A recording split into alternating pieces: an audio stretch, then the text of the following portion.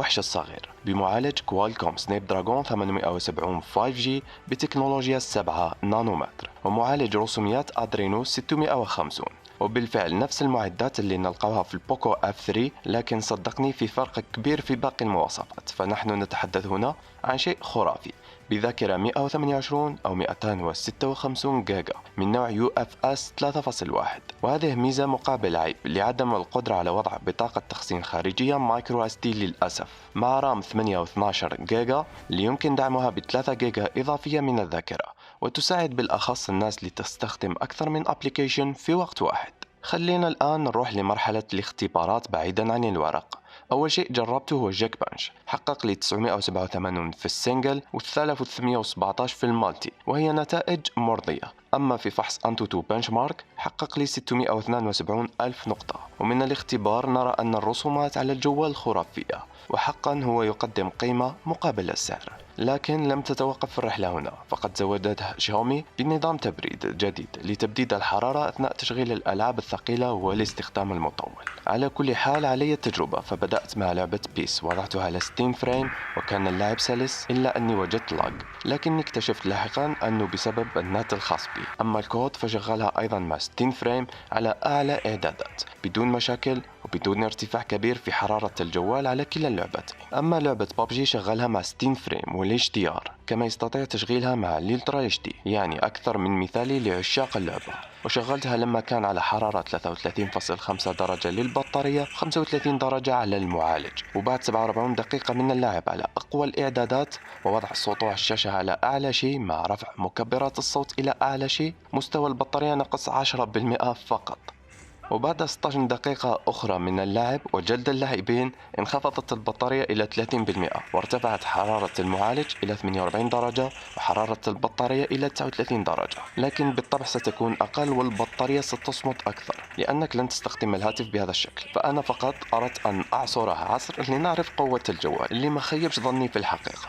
وطبعا لم أنسى تلبية رغبة المتابعين بتشغيل لعبة فورتنايت مع 30 فريم وبدون أي مشكل يذكر، واستمتعت بها كثيرا. وبما أننا نستمتع خلينا نرجع للتصميم، منحني الأطراف مع حواف منحنية لتمنحنا مسكة مريحة وخفيفة على اليد، بوزن خفيف 176 غرام وسمك 8.2 ملم، مع ظهر بلاستيكي مصمم بشكل فخم مع ألوان زاهية جميلة اللي أبدعت فيها الشركة الصينية. وصديقي شوف هذيك الخطوط الهندسية داخل إطار الكاميرا، تحفة فنية مع إطار بارز شوي يختفي بوضع الكوفر. ومن الجهة العلوية للوحش الصغير نلقاو سماعات مكالمات والAR للتحكم في الأجهزة الإلكترونية كالتلفاز والكليم وغيرها، وميكروفون مكتوب أمامه كاردون هارمان، بجانب وجود الدولبي أتموس اللي تساهم في الحصول على نظام صوت قوي جدا، مع وجود مكبر صوت في الأعلى والثاني من الأسفل للحصول على نظام صوت ستيريو. ونلقاو أيضا منفذ شحن USB Type-C 3.1 ومايك ثاني مع مكان وضع شريحتي الاتصال. وطبعا لم يغب عن شاومي الإبداع حتى في تصميم القطع الصغيرة.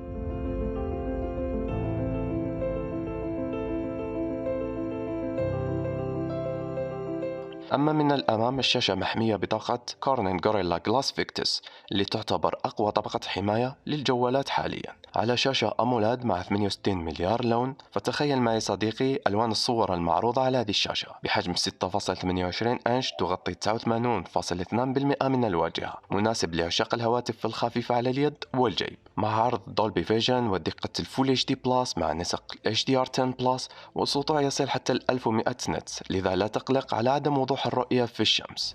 وضمنت لنا شاومي المتعة بمعدل تحديث 120 هرتز مع عرض أفضل لعشاق ألعاب الأندرويد. وحقيقة أن الشاشة مثالية لا غبار عليها، خصوصا مع مميزات واجهة مي في آخر تحديث لها، بحيث نلقاو الدارك مود مع إمكانية تخصيص التنبيهات عند وصول رسائل أو إشعارات، وخاصية غلق وفتح الشاشة بضغطتين للحفاظ على زر الباور، مع وجود خانة تحكم للأباء، وخاصية الحفاظ على العينين بتفعيل وضع القراءة. بلا ما ننسى خاصية التطبيقات العائمة اللي وجدتها سهلة الاستخدام مقارنة باللي لقيناها في هواتف بوكو وريدمي. كما يمكن حذف تطبيقات النظام واستعادتها، مع إمكانية توليد نسخة ثانية لكل تطبيق بدون مشاكل، أو فتح حساب ثاني. مثلا إذا كنتوا شخصين تستعملوا نفس الهاتف كل واحد يستعمل بصمته بدون تداخل في معلومات بين الطرفين. كما وجدت عليه ميزة عشقناها في الماضي وهي الهيرت ريت لقياس نبضات القلب باستخدام مستشعر البصمة، لكنه للأسف لا يملك منفذ سماعات، وعليك استخدام سماعات بلوتوث جيدة للاستمتاع بنظام صوته الرهيب. وعن الشبكات هي جيدة جدا مع التقاط واي فاي قوي، للأسف لا يدعم الراديو FM لكنه يجي مع الNFC ومستشعر قرب حقيقي للمكالمات، عكس نسختي 12 و 12 برو اللي تحمل مستشعر وهمي يعتمد على الذكاء الاصطناعي. واللي تعرف الفروقات بين الجوالات توجه لموقعنا موبيجل الموجود في الديسكريبشن وقارن بين أسعار ومواصفات واختبارات الهواتف قبل شرائها. وعن تجربتي مع الحماية على هذا الجوال، طبعا استعملت مستشعر البصمة البصري المدمج تحت الشاشة، كان أداؤه جيد جدا، وما عجبني هو أول ما تحمل الهاتف يظهر بسرعة كبيرة جدا.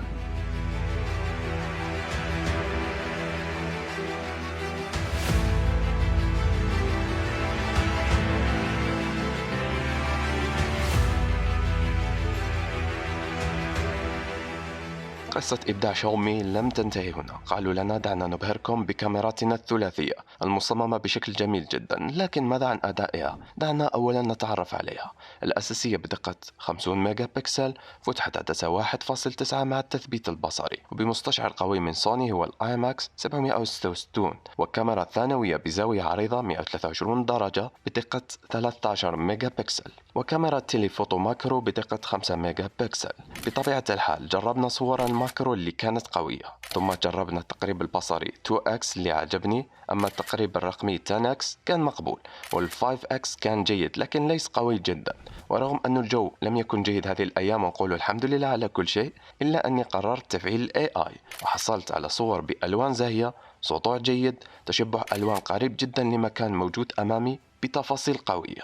وطبعا كان دور الصور الليلية قادم، حيث لم أتوقع منه الكثير في البداية، إلا أنها كانت صور جميلة جدا. وبعد تفعيل النايت مود لم أجد أي نويز في الخلفية، لكني قررت أخذه لمكان بإضاءة أقل وكان في المستوى.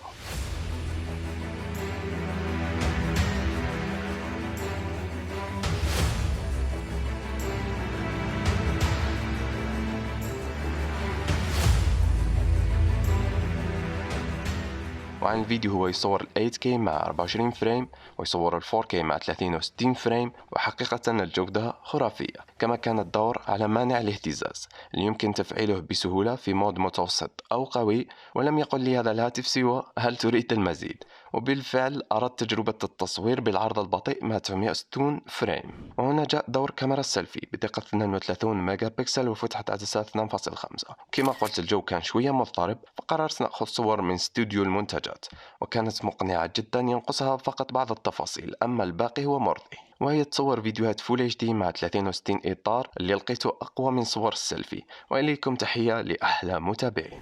وحتى نختم قصة هذا الجوال، خليني أحدثكم عن بطارية بسعة 4500 ملي أمبير مع شحن سريع 67 واط، يشحن 100% في 39 دقيقة فقط. ويعرف جميع المتابعين أني صادق في مراجعتي بدون تطبيل. أداء البطارية لم يكن مبهر كما روجت له الشركة، لكني واثق أن الأداء سيتحسن مع التحديثات لقوة المعالج. وأخيرا السعر هو $440 لأصغر نسخة و$540 للنسخة الأكبر، وكل هذا بتخفيض $100 من السعر الأصلي. رابط الشراء في الديسكريبشن، لذا لا تضيعوا هذا التخفيض. نتلاقوا في فيديو أجمل. كان معكم صديقكم من قناة أمني، دمتم في رعاية الله.